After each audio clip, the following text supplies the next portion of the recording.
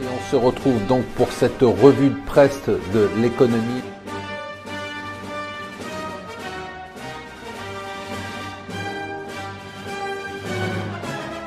Bonjour et bienvenue sur Mon Financier pour la revue de presse de l'Écho. Nous sommes le vendredi 4 novembre. L'événement du jour, c'est un coup de théâtre.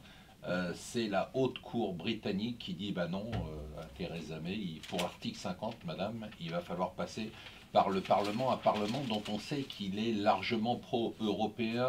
Alors, elle a fait appel à la Cour suprême, donc ça va retarder tout ça de 2-3 mois. Ça, c'est la conséquence la moins importante de tout le processus. Ce qui peut se passer, c'est que le Parlement pourrait tout à fait refuser de voter le Brexit. Ça serait étonnant quand même, puisqu'il s'agit quand même d'un référendum populaire. D'un autre côté, s'il refuse de voter, il y aurait des élections anticipées. C'est d'ailleurs la menace qu'agite Theresa May.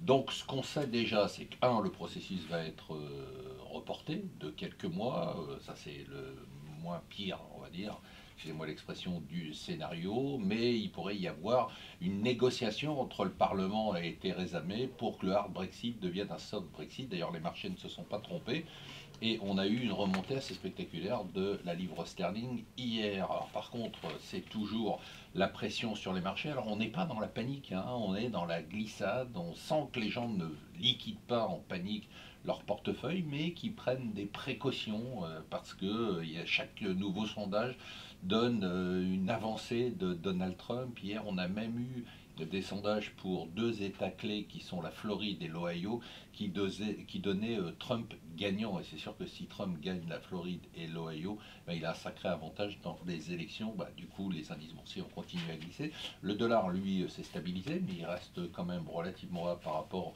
aux derniers jours. L'or reste toujours au-dessus de autour de 1300 $. Et le pétrole, lui, a glissé à 45 $. Les Échos nous disent deux choses intéressantes. Bon, d'abord, il reparle d'Air France. Air France, où le syndicat des pilotes, alors que le projet n'a même pas été présenté, dit déjà que ça va saigner. Cela, vraiment, je ne les supporte pas. Et ensuite, les Échos nous expliquent que la droite aurait une alternative au prélèvement à la source. On apprend aussi dans les Échos un truc qui est juste totalement aberrant. Pour vous et moi, il faut plus de 40 ans pour toucher une retraite de cotisation. Pour un parlementaire, tenez-vous bien, il suffit qu'il fasse un seul mandat pour toucher déjà 1100 € de retraite. Et aujourd'hui, on paye 2100 € de retraite nette à des anciens parlementaires. Cette retraite qui bien évidemment est cumulable avec leur retraite de fonctionnaire, avec la retraite dans le privé, si jamais ils ont un job. C'est-à-dire qu'ils font une réforme des retraites pour que nous on travaille plus longtemps, mais eux ils ont besoin simplement de 5 ans pour pouvoir avoir leur retraite. Voilà. C'est juste totalement aberrant. Hier, je ne sais pas si vous avez regardé le débat des primaires, on avait l'impression de se retrouver dans une cour de récré.